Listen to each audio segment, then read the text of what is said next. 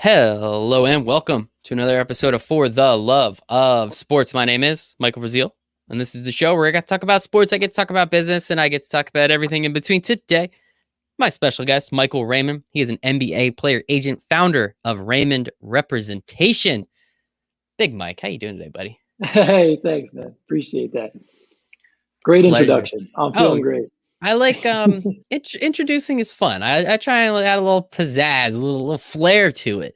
Yeah, I Have love some that. fun with it. But I no, love that. excited to talk about you, man. Excited to talk to you, learn a little bit more about you, your profession, and everything you've been rocking with, because this world of agents is very interesting. One thing that I did learn growing up was to get into sports, you're either going to sell tickets or you're going to become an agent. Turns out that's not completely true, but I am interested in what it's like being an agent, what you do, how you do it, how you're helping so many athletes, and why the NBA, I guess. I think that's an interesting one as well. But the first question I have for everybody, Mike, on the For the Love of Sports podcast is, why do you love sports so much?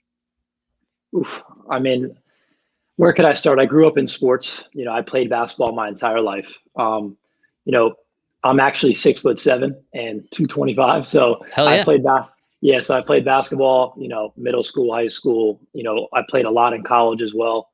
Didn't actually play competitive in college, but I played, all the IMs and, fraternity leagues and, in the practice facilities, all that.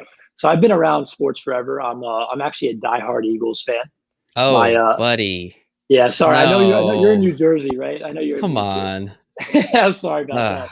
Yeah. But yeah, so my family's actually from Philadelphia. Every single person in my family except myself, which is the most ironic part of it all, Hmm. because my dad is actually a Dolphins fan because he actually came to Miami when he was very young at like 18 years old.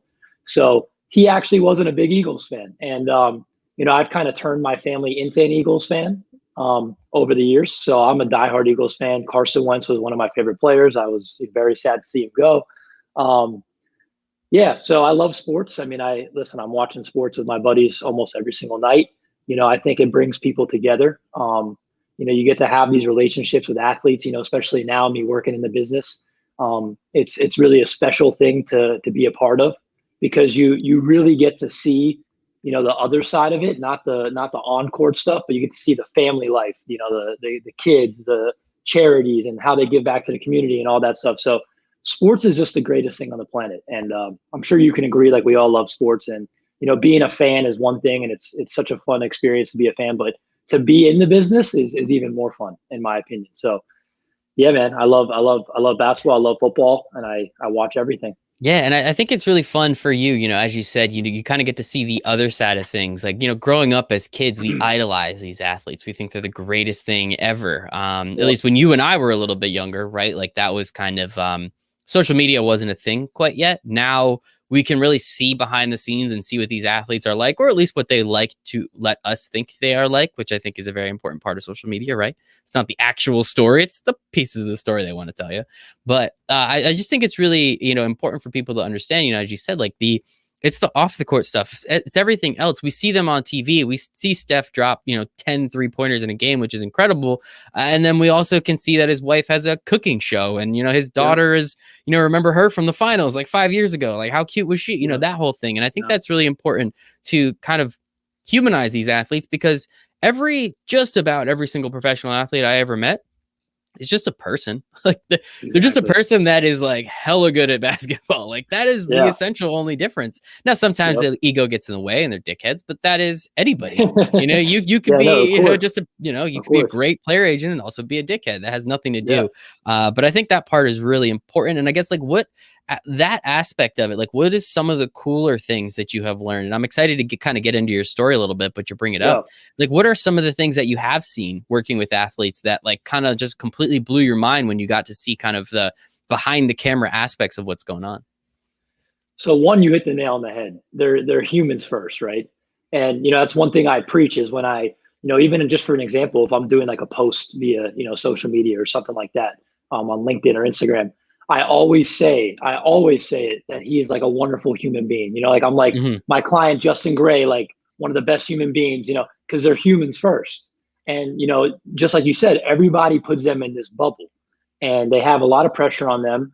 and everyone looks at them as like, a star, or they, they get starstruck when they see him. Hmm. But if you saw some of the conversations that I've had with some of my guys, it's the same conversation that we're having right now. There's nothing different to it. So, these guys, what I've noticed, and what's been a real blessing in this whole business, and I don't know where I got this from, but I guess I learned it over the years. But just being real, genuine, and Hmm. authentic with these guys is what they want. Because, in a humble way, I say this in a very humble way, but there's obviously a lot of agents out there. There's tons of them. There's guys I look up to and I idolize. Like, I love Rich Paul. I love everything he's doing. Some of the guys that have been in the business for a long time, like Lee Steinberg, obviously maximum respect, Rosenhaus, and Mark Bottlestein, and all these guys. But these players, they get bombarded by agents all the time, and I'm keeping them out of it. Like Hmm. the other 10,000 that there are in the world, and none of them are real and genuine and trustworthy anymore.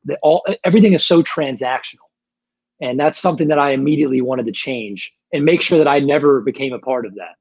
So, yeah, it might not be good for business all the time, but I'd rather stay true to who I am, and build real meaningful relationships with these guys. And that's something that I've done in the past 9 months, and it's been an amazing experience so far.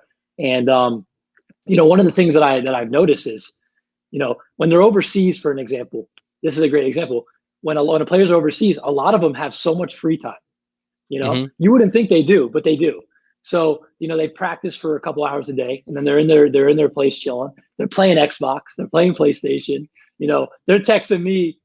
I might be getting on later tonight, like with Aubrey Dawkins and some of my other guys, and we might be playing some Xbox. Like, these are the things that go on that not every person that's trying to break into the business necessarily Hmm. will think happens, but it does happen. It's just life. It's just life. So, yeah, man. I mean, like I said, they're put in a bubble, and I think to humanize them a little bit more is just the way to do it, and to really just learn about where they came from, their story, their family background, and that could really, really humble a person and kind of put it into reality for you. Yeah, yeah. I mean, everybody comes from somewhere different. All of our, all of our thoughts and feelings are usually shaped by our experiences that we've had in the past. So I think it's really Yeah. understand. You have to understand who these people are. And I mean, I totally agree with you. Having such a transactional relationship, in my opinion, in anything in life, is not very fun.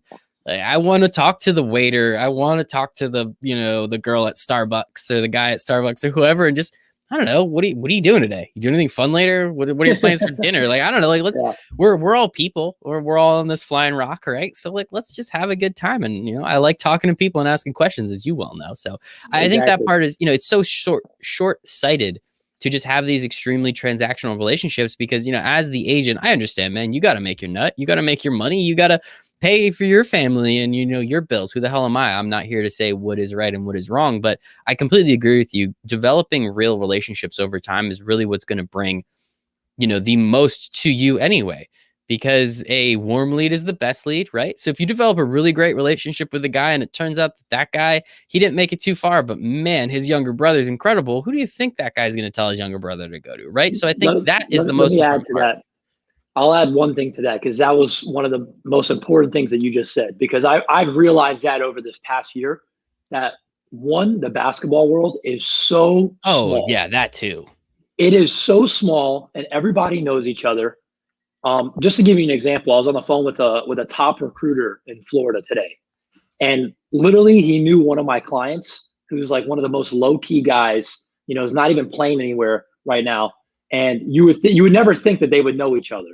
And he goes, he played on my AAU team. I love that kid. His family's great. So, like, that's a great example. And with these guys, they don't all work out. But if you look at like someone like a Rich Paul, right? Obviously he had LeBron. He had LeBron to start off with. But look what he's done with that, and he's Mhm. done that through real, meaningful relationships, and that's why everybody loves him, and he gets maximum respect from everybody that comes across his path. So, the problem with the agent business is that, unfortunately, over the the generations that it's been going on, is it's been a very shady business. And I'm not hiding from, like, I know that. I'm not like, I'm not stupid. I know. And it's been very transactional, players getting paid, and players sign with these guys that they don't really like, or they don't really have a relationship with. They're just doing it for the connections or the network or the money. And, I'm going to have to deal with that. Unfortunately, I'm going to have to go through those things. And, you know, the one thing that I'm going to do is stay true to who I am and what I want my company to represent. And, if that means that I don't get some big name guy, I don't want that big name guy if this is not going to be a real relationship that I can build over, my career. And, I see it going both ways. We're both building a foundation and a career together. So if it's someone that I'm, basically paying to be my friend, I'm not into that at all. So that's something that I'll definitely stay away from. So yeah, and I think one a great example of that, I had the opportunity to interview AJ Vaynerchuk. So Gary V's younger brother.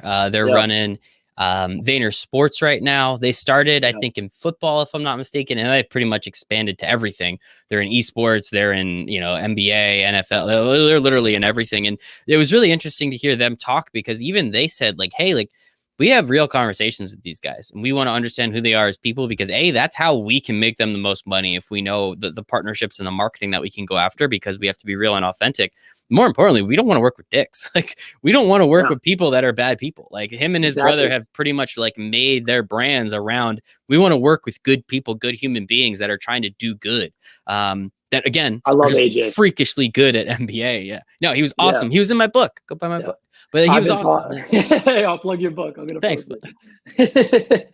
No, I've been following Gary Vee and AJ for years and years, and I love what he has done with Vayner Sports. I mean, talk about something that I've been kind of following, and kind of adding little touches to my sports agency as well as is what they're doing. So love it. I love what they're doing. That's so awesome. let's get into you a little bit more. When did you decide, hey, this NBA thing, I'm kind of tall, can't play, but let's no, I'm kidding. I want to be I want to be an agent. Was it the flash? Yeah. Was it the pizzazz? Was it the big car, the fancy cars, the big jewelry, or what was it that made you think that?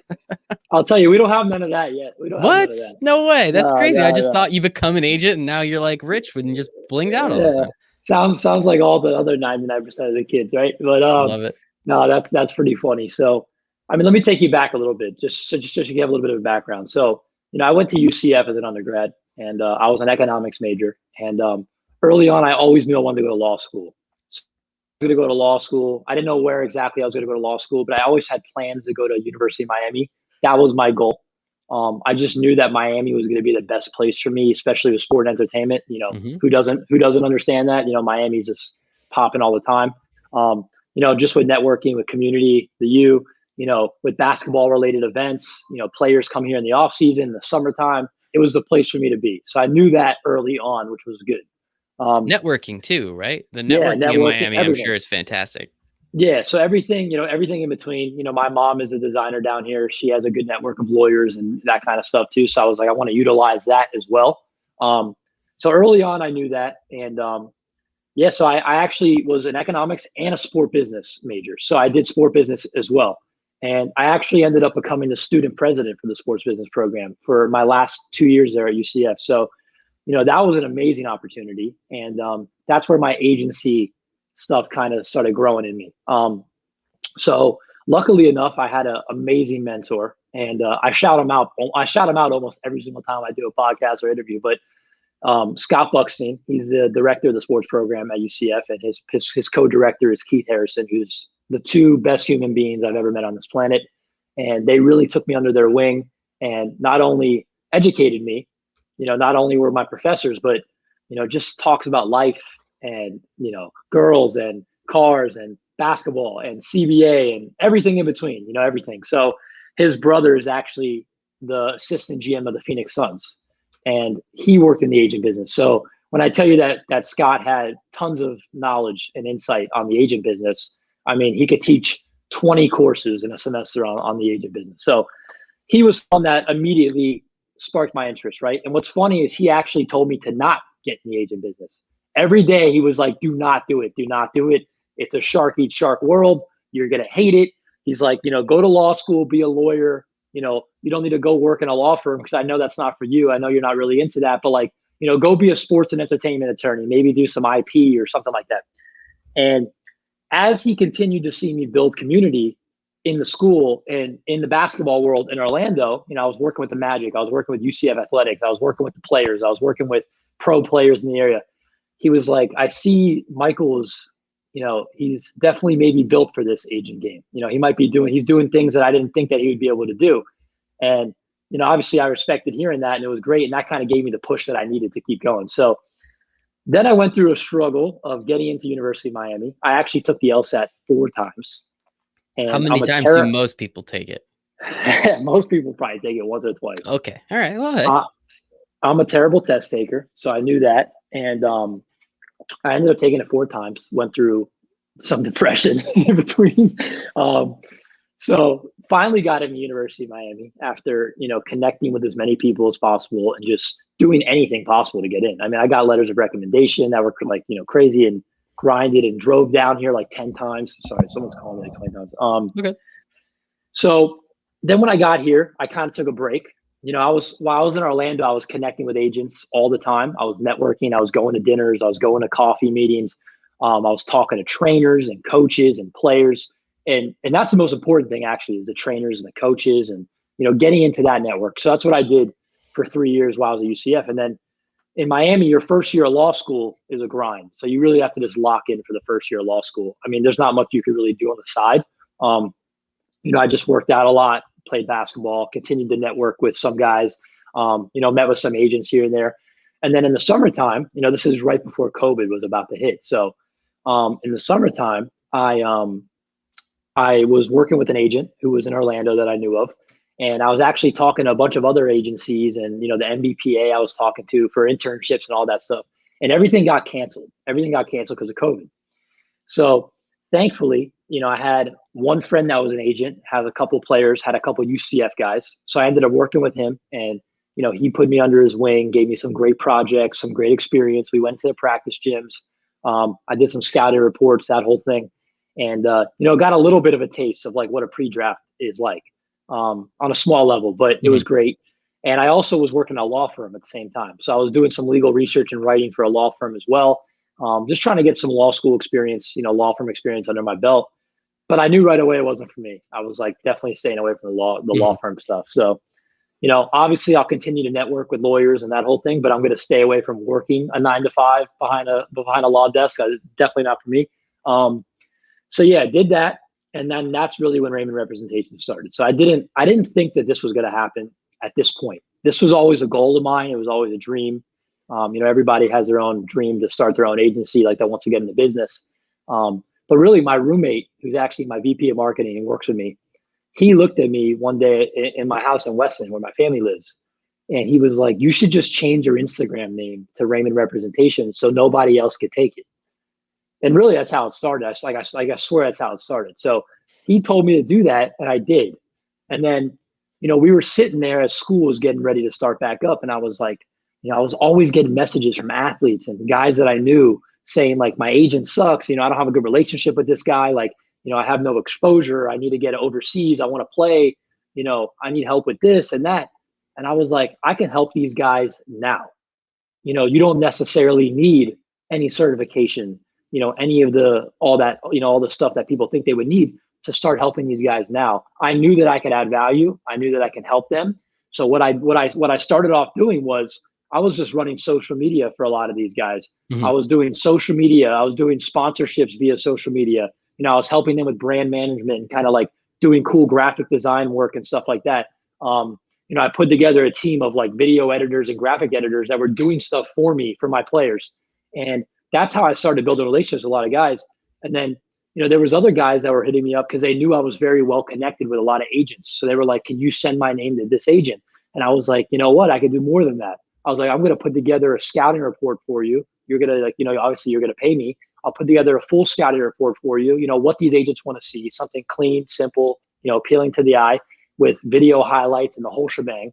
And not only did I send it to agents that I knew, but I also sent it to teams for them. And, if a deal came in, I would just work with a FIBA agent that I already knew and be like, listen, you want to make free money? You don't have to do anything. I got the contract ready for you right now. Just literally sign off on them and you'll be able to get some free money out of it. We split the commissions and call it a day. So that's really how it started.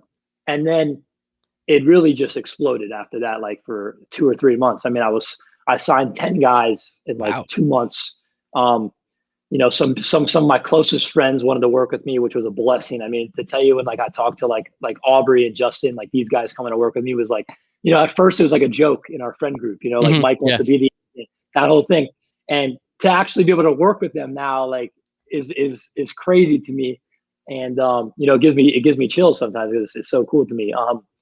But yeah, so we did that. We started working with an esports team, out of UCF. I had some friends that started an esports team, and they started to pop off. They were playing some Call of Duty tournaments, and they won a big tournament, made some good money. So we were doing some sponsorship and partnerships with them. I got 2 golfers now. We're getting into the influencer business a little bit with the whole NIL thing going on, and we have a big influencer. We just signed Clifford Taylor, who's an ex-UF tight end. Played behind Kyle Pitts, but he's a huge influencer and has a great following.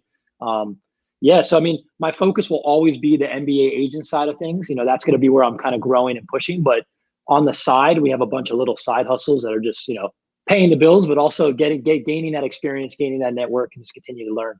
So it's been great. I love it, man. I think it is, again, taking advantage of a pretty bad situation and what the pandemic is, and turning it into something positive, right? Like you can dwell on the negative, and obviously a lot of shitty things has happened over the year and change, right? But if we focus on the positive and keep that to your mindset of always trying to be and do what you can, as you said the magic words, add value to other people. I think that's extremely important without the expectation of anything in return, right? I think that is exactly how you're going to become successful in this business. And it clearly is starting to roll that way. And, you started talking about, hey, well, we're influencer business and esports. Athletes were the original influencers, right? Like that's like someone said that once and I was just like, holy shit, like that is so true. Like they were the original influencer, right? There's like actors and actresses and athletes and that's about it. And now obviously we have social media and all this other shit, but I think it's really important for people to understand that. And I really like how, hey man, you got to pay your bills. So whatever you can help with, hey, a sponsorship deal. Let's not be crazy about this. I was doing everything for free for the first like 5-6 months. Good. And then that's when like my business mind started to come in. Like, all right, I'm in law school. Like this is a lot of time. I gotta start making some money doing this. Cause like, if you don't turn it into, a business soon, soon you'll just start running yourself low. And, I was exhausted. I was on the phone all day, sending emails for these guys and, doing all this work. And I was, barely scrapping anything out of it. So I was like, I want to add value. I want to help, but I got to start building a business out of this. So that's, absolutely. That's what we've been doing over the past 6 months. And now, now everything's going a lot better. So it's been great. Know your worth, but also again, understand like if you like a sponsorship deal is a sponsorship deal. Are there differences across the industries or across sports? Absolutely. But is there that much different? No, I mean, I would say no. I would say, if you understand, again, you have a relationship with the people that you're representing and understand what that brand is looking for and how you can connect those things authentically. That's essentially what you need to know for sponsorship deals. Everything else can be learned, right? So I think that's really important. And it sounds like you've been able to do that a lot. And so I guess, with the pandemic, with being able to help these guys, your friends, you said one thing before that I definitely want to highlight just once. You said to build a relationship with a lot of these guys, you're going to play Call of Duty. Like if there's any kids out there listening, like, come on, that doesn't sound like an absolute blast. Building a relationship by doing something that you love with someone else because they love it. That is the best way to do it. And it's actually funny that that's how you gained a relationship with someone because I had Darren Glover on, who actually works for Vayner Sports on their esports side. And he worked with Tyus Jones, formerly of Duke. I think he's on the Grizzlies now, if I'm not mistaken. He worked with, he was friends with him growing up, but the way they he started, pseudo representing him was they were playing Call of Duty one night. He's like, wait, you're like kind of famous. Why don't you stream this to your friends? And like, that's kind of how it happened. So it's funny how things happen over Call of Duty for our generation. It's pretty interesting how that works out. But I guess talk to me a little bit more. As you said, you're trying to focus more on the NBA. That's kind of where you're looking to grow most. I can understand why. It's pretty coveted. It's one of the 2 biggest sports, I would say, in the country, easily at this point. So definitely something to pay attention to. How does somebody become an NBA player agent? Talk to me about that process and everything else behind it, because you said before, like to do overseas stuff, like it seems like the Wild West almost. I feel like the NBA is a little bit more structured, processed, if I may. Yeah, no, absolutely. I mean, that's a perfect word to describe the whole FIBA overseas game. I mean, it's definitely the Wild Wild West. There's so many FIBA agents out there. There's so many scammer FIBA agents out there that are not really agents. And it's crazy that some of these players like just all they have to do is look up on Google the FIBA agent directory and they could tell who's an agent or who's not. But when it comes to that overseas game, they're getting messages by all these guys all the time. So, I've kind of shied away from the overseas, when it comes to some of these higher tier, middle tier, G League, low tier NBA level guys. I'll place them overseas because, I don't care about the money.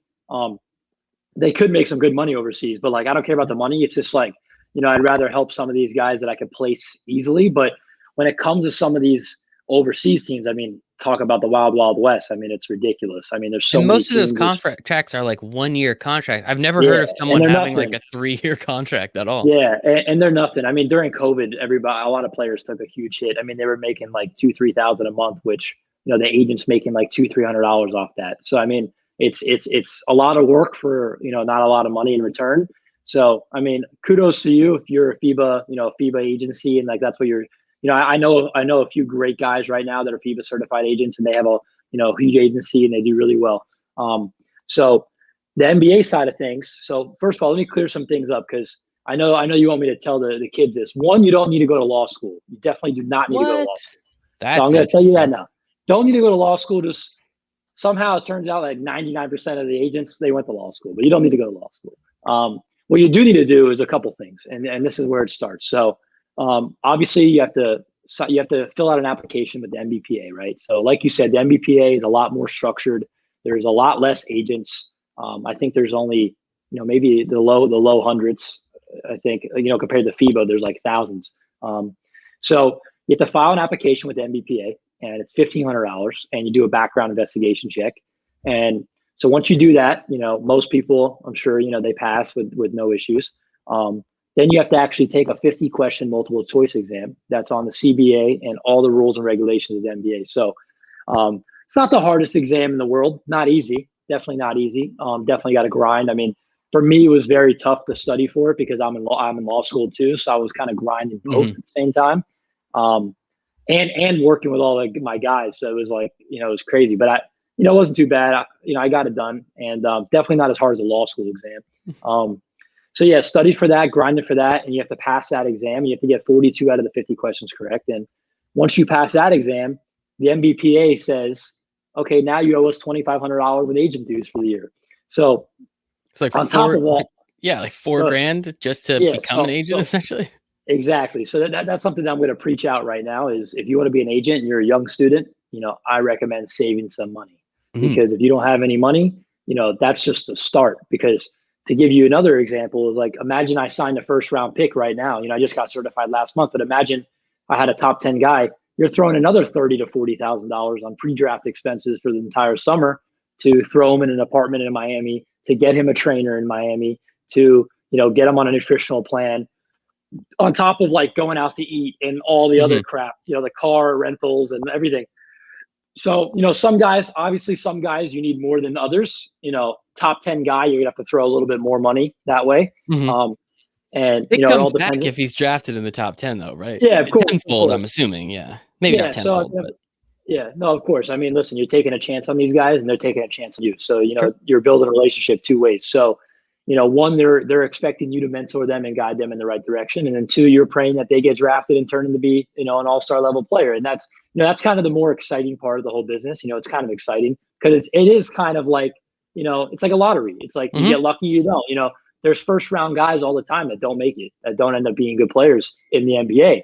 And it's tough to make it in the NBA. That's why, I mean, like most people know, it's not as hard to get in the NBA as it is to stay in the NBA. Yeah. That's what I say to a lot of my guys. It's like, it's one thing to get there, but it's one thing to stay for a couple of years and then get that second contract where you can make serious money. So that's where you make all the money. Yeah. I mean, just to give you an example, like agents, like they get 4%. There's a whole like rookie scale, this whole thing that you got to look. Yeah. So, they get 4% if they get 4%, usually it's 0 to 4. So you negotiate it with the player or whatever he wants to give you. And, at the end of the day, you could be walking away with like $70,000-$80,000. And after all the stuff that you just paid for, it ain't a lot. So you're really taking a chance on this guy and you're really building a relationship for the next 3 or 4 years because that second contract and the endorsements and the marketing and the off the court is where you're going to make your money for your career. It's And not going to be getting drafted. as an agent, as a newer agent, how are you instilling confidence in these 18, 19, 20-year-old kids that you are the right person for the job, and you know the best trainers, and you know the best mental health trainers? And how are you networking to find these people and instilling confidence in them, but then also talking with, man, like, kudos to you for just talking to 18-year-old kids. Cause I remember the dumb shit that I thought at 18. I can only imagine if it's like, hey, you're going to get a couple $1,000,000 pretty soon, Yeah. Mike, like, have fun with that. Like, what is that dynamic like on both sides? One, like the network that you need to have to ensure that this 18, 19-year-old kid is successful, but then also just dealing with a 19-year-old kid. And I'm assuming their family. Yeah, no, absolutely. So that's something that I'm learning. I've learned this year a lot because, this is the first year that I really dove into the business. So, talking to players a lot. And, that's one thing that I tell a lot of students if they want to get in the business, or anybody who wants to get in the business, is, doing it the route that I did it instead of like going to work for a big agency, like as an intern or something like that.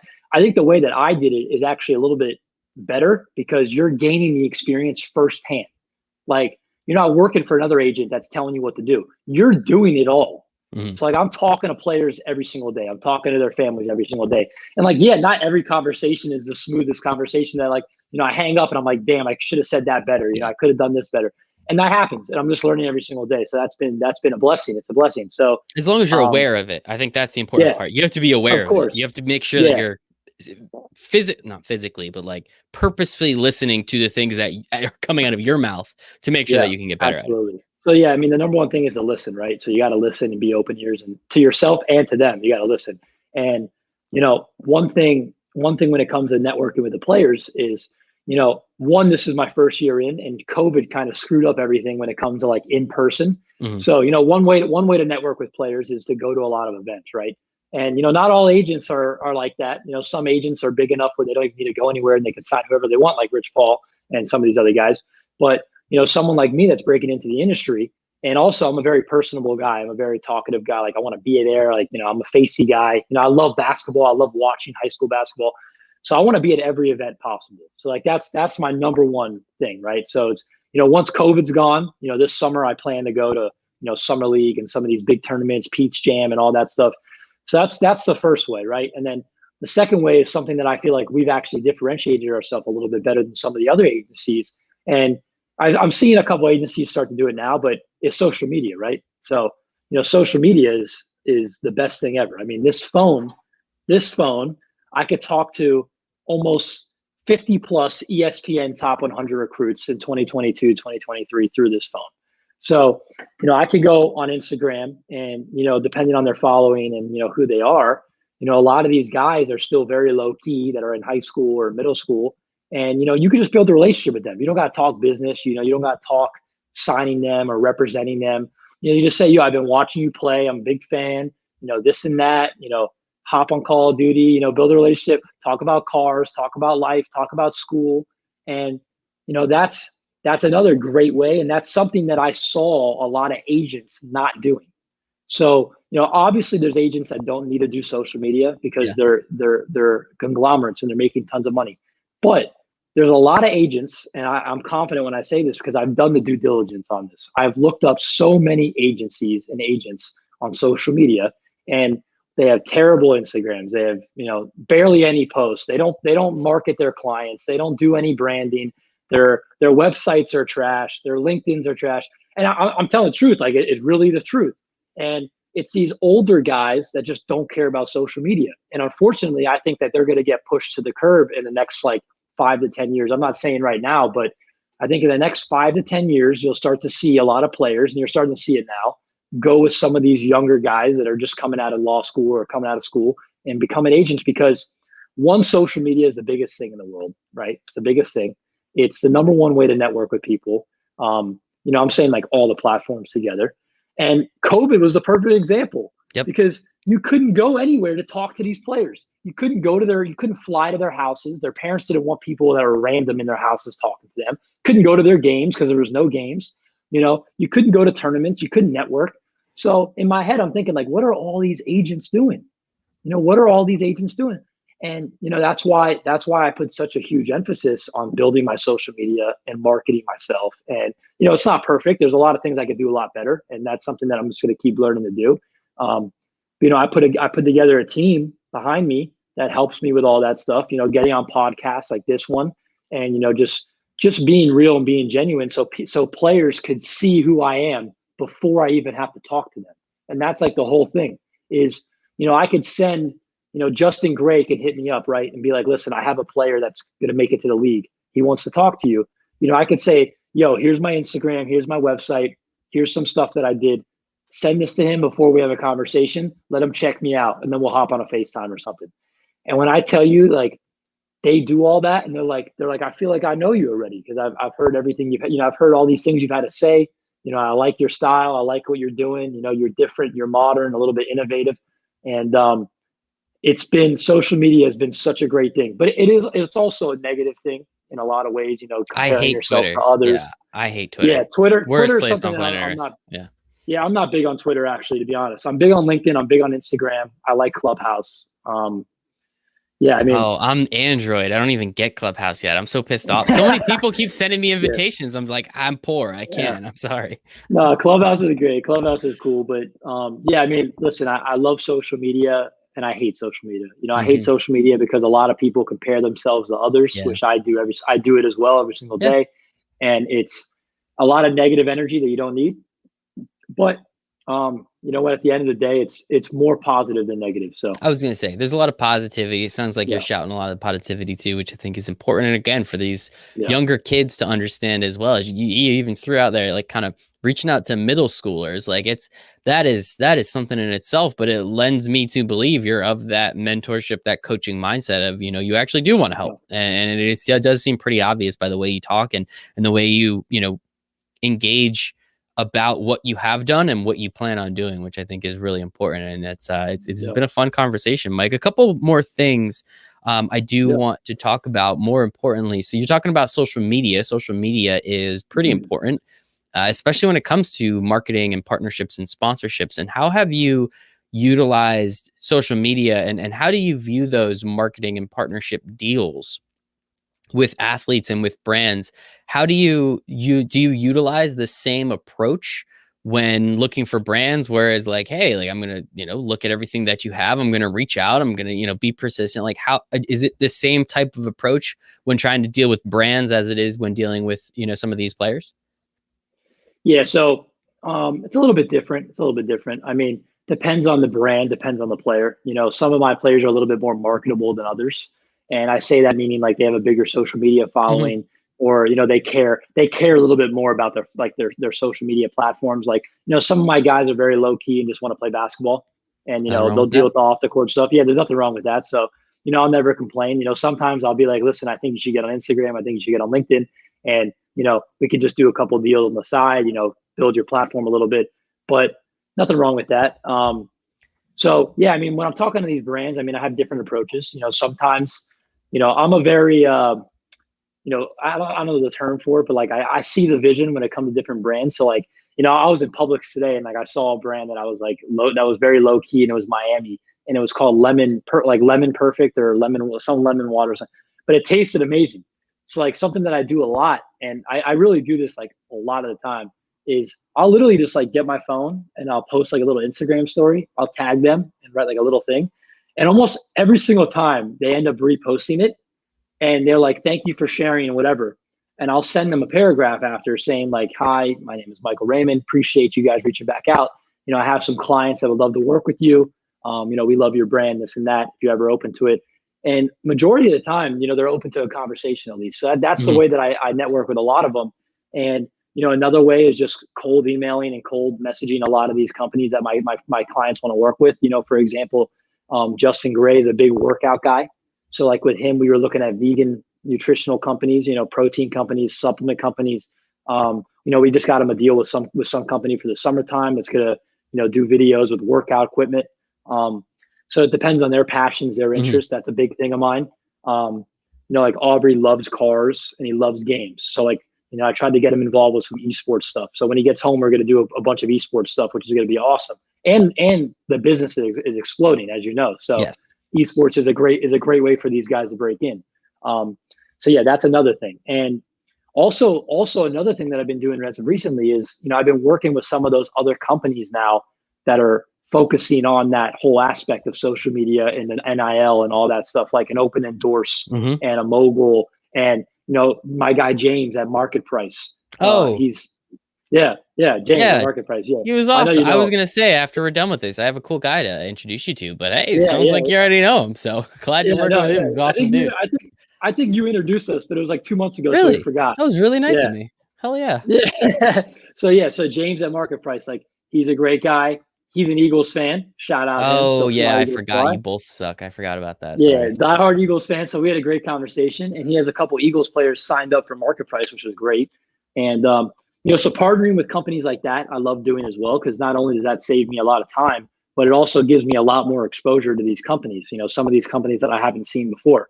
So that's another great thing. And, on top of all the other stuff, I can be talking to 3-4 companies a day on the phone, or just, building these connections. I think you make a really good point with the actually, so it was really funny.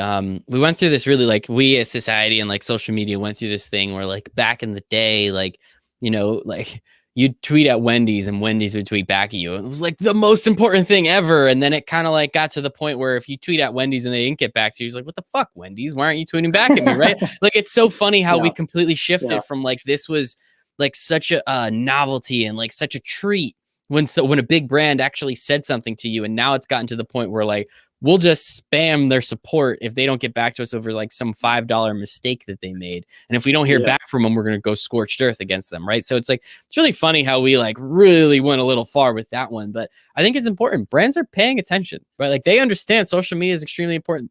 If you don't think that they're seeing just about everything that is posted, especially on Instagram, about what they're doing and what they're saying and, what people are saying about them, you're not thinking very hard. So they will know. Also, just to be honest, like, the easiest way to describe is, if you're someone that wants to network with brands, is just grinding it out and finding ways to network with these people. I mean, when I tell you the hours that I've spent, or some of the people on my team have spent, going on LinkedIn and, like, you go on the brand company website, you find out who runs their social media marketing, who's the GM, who's the director, this and that. And you go on LinkedIn, you go on Instagram, and you look up their names, and then you find those individual people. I'm doing that every single day, and takes a lot of time. It's a grind. That's all you could do to explain it. And, a lot of people just don't want to put in the extra time to do it. I can't tell you how many times I've looked up a company and found some random person that works for them, and I hit them up and I'm like, listen, I got a client that's perfect for you guys, and I think we could do some really good stuff together. And it turns into something, it turns into something. And I mean, it's just a grind. And another way of doing it, of networking with all these guys, is just going to these events as well. Because like I said, basketball is such a small world. It's all connected. And, you can meet guys at Jordan Brand. You can meet guys at Adidas. You can meet guys at Balls Life, House of Highlights, all these big companies, because they're at those events too. And I've had the pleasure of meeting a lot of those guys. I've met some big name company, guys that work for some big name companies, and it's been very cool. And I just can't wait till the day, I have an NBA level guy that I can start working with some of those big companies like that. Like, it's going to be really a pleasure to do that. So I'm excited for that as well. Keep doing your thing, man. You're going to get there in no time, and I'm excited for it. Also, you bring up Jordan Brand. How about those Zions, man? Those were pretty good. I like that. I like that. Cool. Also, what he was saying about MSG the other day is hysterical. I love it. Knew exactly what he was saying, exactly why he was saying it, just stoking the fire a little bit. So got to respect him. He was so much fun to watch at Duke. He's been incredible in the NBA as well. Hopefully he actually gets to a real team so we can watch him play a little bit more often. So we'll be fun. Will be fun. But man, this is absolutely fantastic. Mike, you were awesome. I love how real you were. I love how open and honest you were. I think that's extremely important. It's been something that you were telling me. Then you did it, and then you told me you did it, which I really do appreciate. So I think that part is very important. Where I'll put everything in the show notes, but give me the Instagram, LinkedIn, website, anything that you want people to know about. You tell them, then send me all those links. It'll be in the show notes for everyone as well. Yeah, so I'm everywhere. I mean, I have my website, RaymondRep.com, Raymond_representation on Instagram, Raymond Rep Twitter. We got a YouTube channel that we're posting a lot of our podcasts and a lot of interviews on, just to have that. And I'm in Miami. So if anybody's ever in Miami that's watching the show, wants to connect, any athletes, any coaches, any basketball people, anybody, I'm in Miami. I live in Brickell. I'm at University of Miami School of Law, obviously. So you know where to find me. I ain't hiding anywhere. So I love just it. look Is for it a really? big 6'7" guy. Yeah, you're probably not that hard to miss. Look for this logo. I was Look gonna for this say, logo. love the logo and the really tall Yeah, guy that's wearing the shirt. I gotta ask though, man. exactly. You're in Miami. It's like almost May. It's not sweatshirt weather, is it? For anyone that's just No, listening, no. you're in like a hoodie right now. So like, Yeah, no. I mean, I it's mean, like 50 where I am, but what are you doing? no, I keep it cold in my apartment. But no, Okay, all right. I'm actually gonna go on my little nightly walk soon. So I'm gonna Love have to it, put a tank top on. love Yeah, it, dude. Awesome, Mike. This was yeah, absolutely fantastic. Sincerely appreciate your time. Thanks, everybody. yes, sir.